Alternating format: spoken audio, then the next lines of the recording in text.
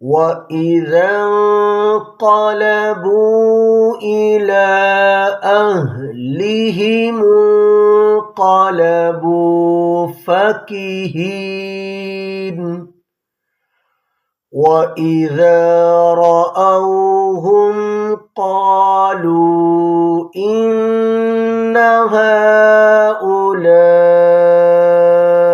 لضالون وما أرسلوا عليهم حافظين فاليوم الذين آمنوا من الكفار يضحكون على الأرائك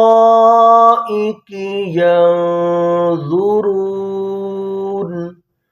هل ثوب الكفار ما كانوا يفعلون